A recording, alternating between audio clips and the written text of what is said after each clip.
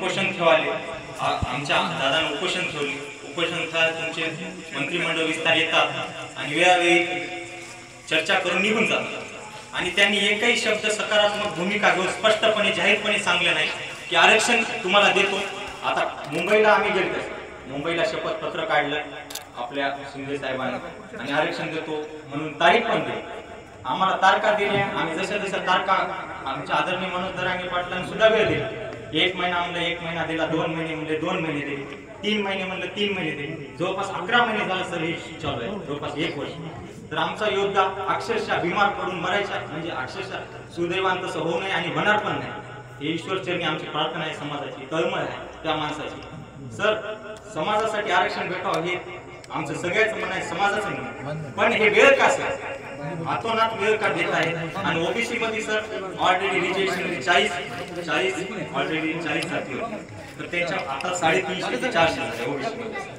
तर मागासवर्गीय आम्ही शिंदे समिती संघटित केली, त्याच्यामध्ये सर मागासवर्गीय सीट झाला मराठा समाज, त्याच्यामध्ये सुद्धा सर आम्ही आरक्षणापासून वंचित राहिलो. कसं काय वेळ मागायला, आम्ही एवढा वेळ दिला, जवळपास 1 ते 1.5 वर्ष झालं सर, आम्हाला का बोल थापा पाडून आरक्षणापासून वंचित व्हायचं. आमची एकच मागणी आहे सर, फक्त मराठा समाजाला न्याय मिळावा हे आम्ही तुमच्या मार्फत तुम्हाला आम्ही सूचना करतो, एवढीच आमची विनंती आहे. आज 1 वर्ष झालं सर मराठा आरक्षणासाठी, आज 100 मला 200 मला बळी गेलेले आहेत, याला समजा पाहिजे सरकारला बी. त्याच्यासाठी आमची तुम्हाला एकच विनंती आहे, मराठा आरक्षणाचा मुद्दा लवकरात लवकर सॉल्व्ह करा. आणि सर आम्ही तुमच्या जवळपास सोबतच आहोत सर, आणि सोबतच राहणार. तुम्ही जवळपास 30 वर्ष आमदार होता साहेब, आमच्या मुख्य तालुका हो भोकर तालुका हो, तुम्हाला जवळपास शंकररावजी आदरणीय शंकररावजी चव्हाण साहेब हे सुद्धा कार्यकाळ यांचा पण आमच्या बापजाद्यापासून आम्ही, पण आम्ही एकदाही पण रस्त्यावर उतरले नाही. असा मराठा समाजाने एकही सुद्धा मागणी केली नाही. तुम्ही बघा जवळपास 20 ते 30 वर्ष कालावधीमध्ये समाजाने कोणतीही मागणी केली नाही अशी रस्त्यावर. जवळपास आमचा समाज सर अक्षरशः बिकट परिस्थितीमध्ये आणि आपला समाज सर बिकट परिस्थितीमध्ये सर आहे, सापडलेला आहे. आणि पोरं आमचे जवळपास शिक्षण घेऊन सुद्धा आरक्षणापासून वंचित राहतात.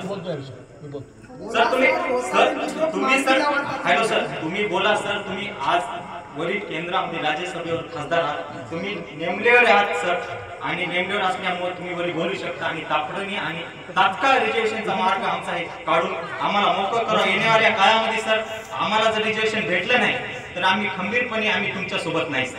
आम्हाला जर रिजर्वेशन भेटलं, आम्हाला जर रिजर्वेशन भेटलं सर, आम्हाला जर रिजर्वेशन भेटलं सर भेटावंच लागतं ओबीसी मधून, हे आमची मागणी मूळ आहे.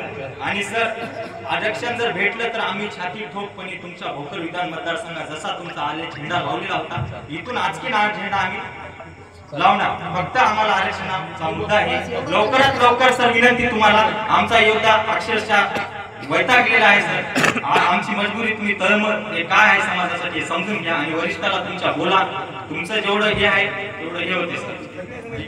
तुम्ही आतापर्यंत आमच्या जे मोर्चे निघत आहे त्याच्यासाठी तुम्ही काय केलं आणि त्याच्यासाठी काय करणार आहात हे फक्त आम्हाला स्पष्टीकरण द्या, बाकी काही नाही. तुम्ही आमच्या आमदार राहिलेले आहात, खासदार राहिलेले आहात, आम्हाला फक्त एवढंच पाहिजे तुमच्याकडून की तुम्ही आमच्यासाठी काय करता.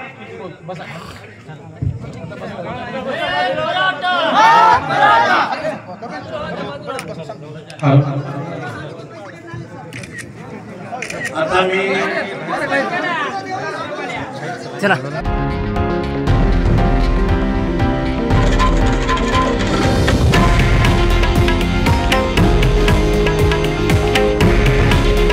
हे आहे देशातील नंबर 1 न्यूज नेटवर्क आणि आपण पाहत आहात TV9 मराठी.